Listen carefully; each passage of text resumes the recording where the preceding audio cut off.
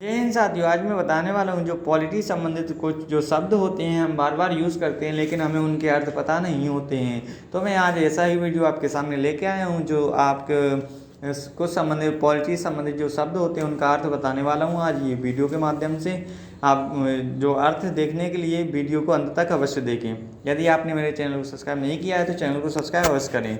आइए देखते हैं धर्मनिरपेक्ष का अर्थ क्या होता है। तो धर्मनिरपेक्ष का जो अर्थ है वो यह होता है जहाँ धर्म के आधार पर किसी भी प्रकार का भेदभाव नहीं किया जाता है तथा सभी धर्मों को समान रूप से देखा जाता है, वही होता है धर्मनिरपेक्ष।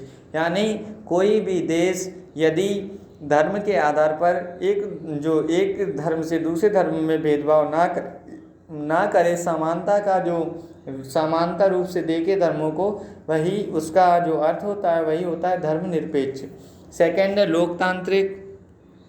क्या होता है अर्थ लोकतांत्रिक का? सरकार को सारी शक्तियां जनता से प्राप्त होती हैं, शासकों का चुनाव जनता द्वारा किया जाता है।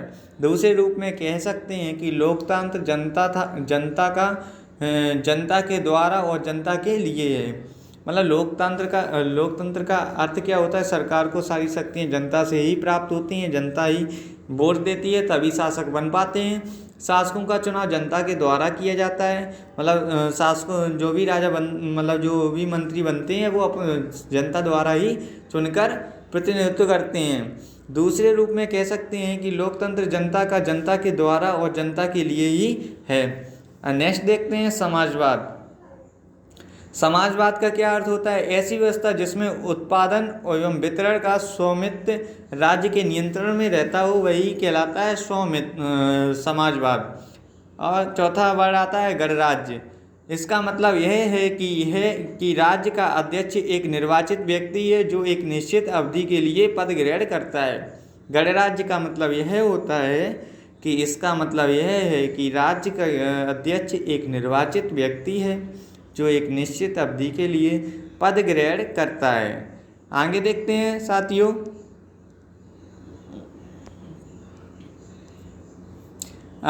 ये अध्यादेश का क्या होता है अर्थ जानने के लिए देखेंगे अवश्य सुने।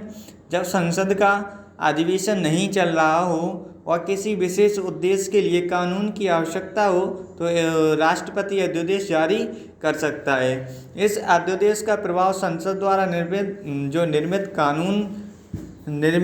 कानून जैसा ही होगा। मतलब कि जो भी जिस समय संसद नहीं चल रही हो उस समय जो कोई कानूनी कार्रवाई के लिए अध्यादेश जारी किया जाता है। अब 6 नंबर पे आता है प्रश्नकाल। जब संसद की कार्रवाई शुरू होती है उसके शुरू के पहला जो घंटा सामान्यतः प्रश्नकाल कहलाता है। मतलब संसद की कार्रवाई शुरू होने से पहले जो फर्स्ट ओवर होता है वो ही प्रश्नकाल कहलाता है। अब इसके बाद 6 नंबर पे शून्यकाल।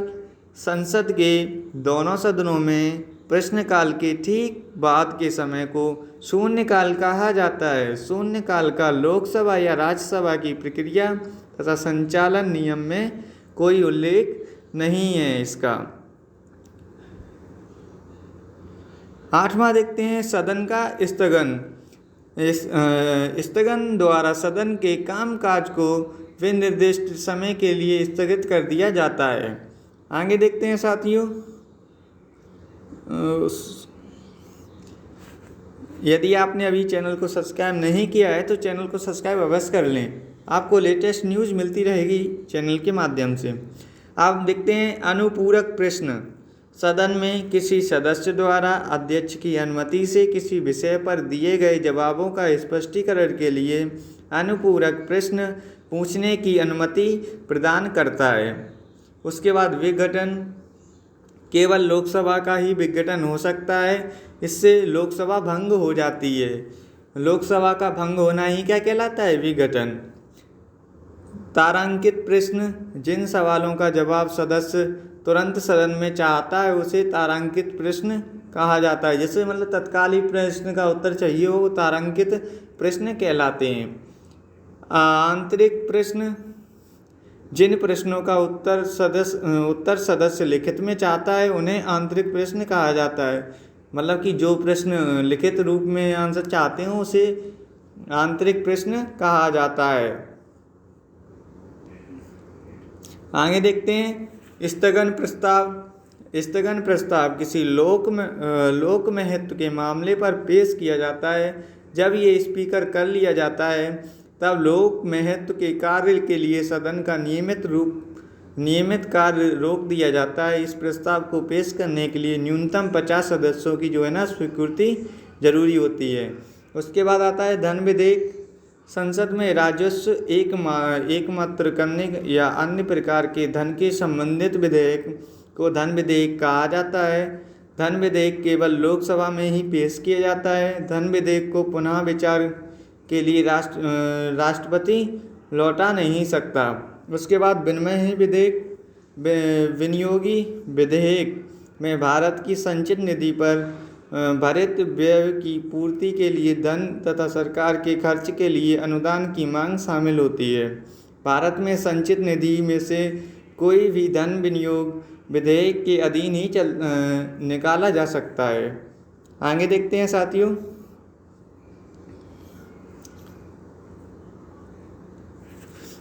अविश्वास प्रस्ताव। यह प्रस्ताव लोकसभा या विधानसभा में विपक्षी दलों द्वारा लाया जाता है।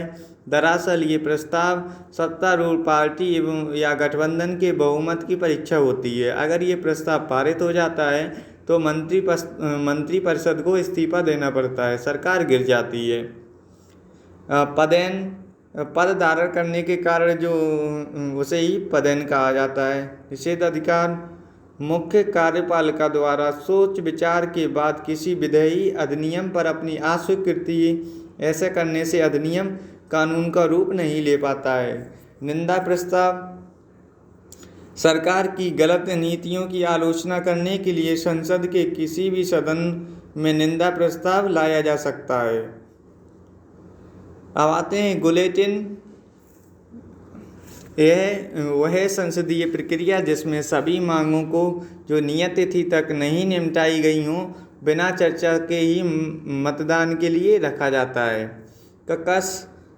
किसी राजनीतिक दल अथवा गुट के प्रमुख सदस्यों की बैठक को ककस कहते हैं। इन प्रमुख सदस्यों द्वारा तय की गई नीतियों से ही पूरा दल संचालित होता है। सचिव। राजनीतिक दल में अनुशासन बनाए रखने के लिए सचिव की नियुक्ति हर दल द्वारा की जाती है। निर्वाचन मंडल। विशेष मतदान के मकसद से गठित निर्वाचकों का विशेष समूह जैसे राष्ट्रपति के चुनाव के लिए संसद या विधानसभाओं से निर्वाचित सदस्य निर्वाचक मंडल का गठन करता है।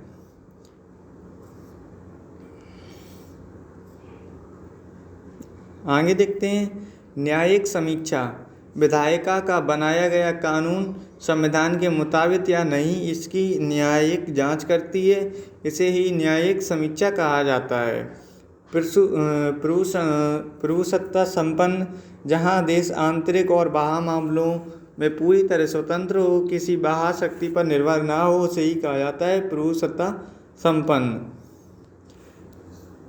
इतना ही था साथियों। यदि आपको वीडियो अच्छा लगा हो तो चैनल को सब्सक्राइब करें, वीडियो को लाइक करें, बेल आइकन को दबाएं और कमेंट करके बताएं कि वीडियो कैसा लगा है। यदि आपका कोई डाउट हो तो आप मुझे बता सकते हैं। यदि आपका कोई प्रश्न हो वो भी कमेंट सेक्शन में आप मुझे बता सकते हैं।